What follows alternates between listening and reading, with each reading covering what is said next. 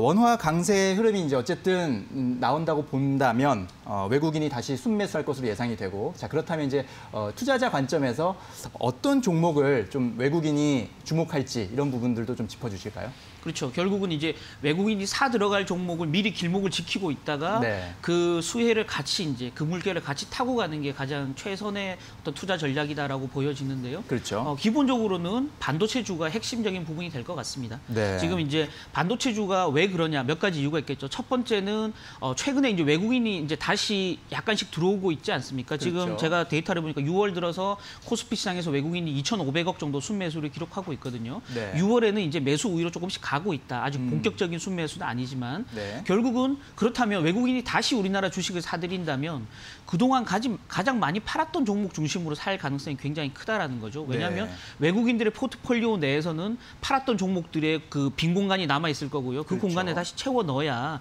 시장 벤치마크를 따라갈 수밖에 없다라는 네. 측면에서 보면 지금 표에서 보시지만 외국인들이 올 들어서 누적 순매도한 종목군들을 핵심적으로 살펴보면 가장 큰 부분이 무려 10조 8천억을 순매도한 반도체주거든요. 네. 그런 면에서 보면 반도체주를 순매수할 수밖에 없다라는 거고요. 두 번째 이유는 결국은 외국인이 우리나라 주식에서 다시 산다는 말은 이머징 마켓에 투자하는 투자 자금이 다시 글로벌리하게 들어온다는 얘기거든요.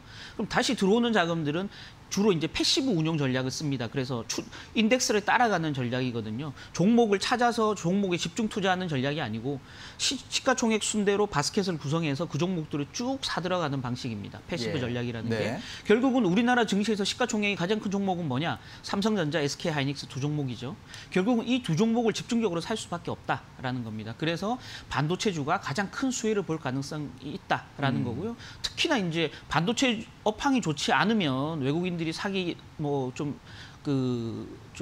깊이 되겠지만 예. 실제 반도체 업황 자체도 나쁘지 않다라는 네. 점에서 보면 외국인들이 반도체주를 집중적으로 살 가능성이 굉장히 크다라고 보여지는 거고요. 최근 들어서 또 업황 회복에 대한 기대감들이 좀 살아나고 있는 부분이 은행 업종이라든지 에너지 또 화학 업종, 유가가 네. 많이 뛰면서 이런 업종들이 바닥을 찍고 반등할 것이다라는 기대감들이 있지 않습니까?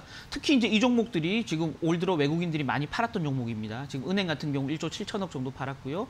에너지 관련주도 1조 5천억 정도 외국인들이 집중 순매도를 했기 때문에 네. 이 종목을 다시 채워 넣을 가능성이 굉장히 커졌다라는 겁니다. 또 하나 이제 마지막으로 좀 언급하자면 과거 원화 강세기에 가장 강했던 종목 두 종목을 꼽으라 그러면 반도체와 자동차 업종이었거든요. 예. 그러니까 자동차 업종 이번에도 외국인이 많이 살지는 알 수 없으나 과거 역사는 그렇게 얘기해주고 있다라는 거죠.